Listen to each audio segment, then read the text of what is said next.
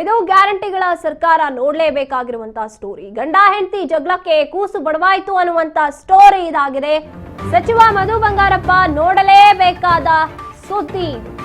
ಗ್ಯಾರಂಟಿಗಳ ಸರ್ಕಾರ ಅನಿಸ್ಕೊಂಡಿರುವಂತಹ ಕಾಂಗ್ರೆಸ್ ಸರ್ಕಾರ ಈ ಸ್ಟೋರಿಯನ್ನ ನೋಡಲೇಬೇಕು. ಗಂಡ ಹೆಂಡತಿ ಮಧ್ಯೆ ಕೂಸು ಬಡವಾಯಿತು ಅನ್ನುವಂತ ಸ್ಟೋರಿ ಇದಾಗಿರುವಂಥದ್ದು. ಸಚಿವ ಮಧು ಬಂಗಾರಪ್ಪ ಅವರು ಈ ಸ್ಟೋರಿಯನ್ನ ನೋಡೇ ತೀರ್ಬೇಕು. ಸಚಿವೆ ಲಕ್ಷ್ಮೀ ಹೆಬ್ಬಾಳ್ಕರ್ ಅವರ ಜಿಲ್ಲೆಯಲ್ಲಿ ಏನಿದು ಅಂತ ಪ್ರಶ್ನೆ ಮೂಡುವಂತ ಘಟನೆ. ಸಚಿವೆ ಹೆಬ್ಬಾಳ್ಕರ್ ಅವರೇ, ಏನಿದು ನಿಮ್ಮ ಜಿಲ್ಲೆಯಲ್ಲಿ? ಮಾಲೀಕರು ಅಧಿಕಾರಿಗಳು ಹರಟೆ ಹೊಡಿತಿದ್ದಾರೆ. ವಿದ್ಯಾಭ್ಯಾಸ ಒಂದ್ ಕಡೆ ಅಧೋಗತಿಯಾಗಿ ಹೋಗ್ತಾ ಇದೆ. ಸಚಿವೆಯ ತವರು ಜಿಲ್ಲೆಯಲ್ಲೇ ವಿದ್ಯಾ ಕೇಂದ್ರಕ್ಕೆ ಬೀಗ ಬಿದ್ದಿರುವಂತಹ ಸುದ್ದಿ ಇದು. ಲಕ್ಷ್ಮೀ ಹೆಬ್ಬಾಳ್ಕರ್ ಅವರ ತವರು ಜಿಲ್ಲೆಯಲ್ಲೇ ವಿದ್ಯಾ ಕೇಂದ್ರಕ್ಕೆ ಬೀಗ ಬಿದ್ದಿದೆ.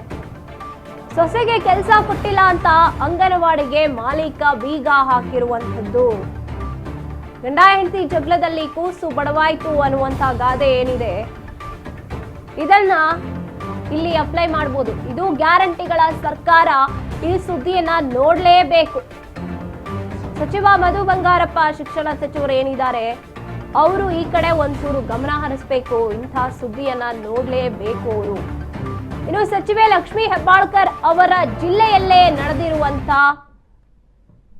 ದೃಶ್ಯ ನಾವು ನೋಡ್ತಾ ಇದೀವಿ. ಗ್ಯಾರಂಟಿಗಳ ಸರ್ಕಾರ ಇದನ್ನು ನೋಡೇ ತೀರ್ಬೇಕು.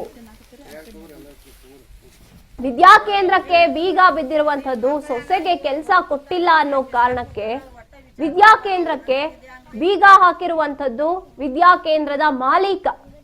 ಹಾಗಿದ್ರೆ ಏನ್ ಮಾಡ್ಬೇಕು ಅಲ್ಲಿ ಓದೋಕೆ ಬರ್ತಾ ಇರುವಂತಹ ವಿದ್ಯಾರ್ಥಿಗಳು?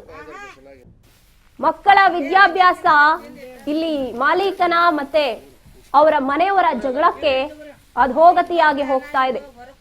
ಲಕ್ಷ್ಮೀ ಹೆಬ್ಬಾಳ್ಕರ್ ಅವರ ತವರು ಜಿಲ್ಲೆಯಲ್ಲೇ ವಿದ್ಯಾ ಕೇಂದ್ರಕ್ಕೆ ಬೀಗ ಹಾಕಿರುವಂತದ್ದು. ಅದು ಯಾವುದೋ ಸರ್ಕಾರದ ಕಾರಣಕ್ಕೆ ಅಥವಾ ರಜಾ ದಿನದ ಕಾರಣಕ್ಕೆ ಅಲ್ಲ, ತಮ್ಮ ವೈಯಕ್ತಿಕ ಕಾರಣಕ್ಕೆ ನೂರಾರು ಮಕ್ಕಳು ಓದೋಕ್ ಬರುವಂತ ಶಾಲೆಗೆ ಬೀಗ ಹಾಕಿ ಕೂತಿರುವಂತದ್ದು. ಹಾಗಿದ್ರೆ ಏನು ಮಾಡ್ಬೇಕು ಅಲ್ಲಿನ ಮಕ್ಕಳು ಅನ್ನುವಂತ ಪ್ರಶ್ನೆ ಇಲ್ಲಿ ಮೂಡುತ್ತೆ.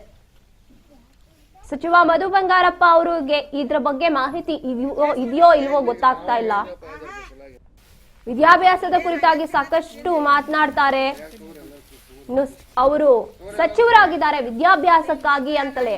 ಈ ರೀತಿಯಾದಂತಹ ಘಟನೆಗಳು ನಡೆದಾಗ ಎಲ್ಲಿ ಹೋಗ್ತಾರೆ ಅವರೆಲ್ಲ? ಏನ್ ಮಾಡ್ತಿದ್ದಾರೆ ಹಾಗಿದ್ರೆ ಶಿಕ್ಷಣ ಸಚಿವರು ಅನ್ನುವಂತ ಪ್ರಶ್ನೆ ಮೂಡುತ್ತೆ.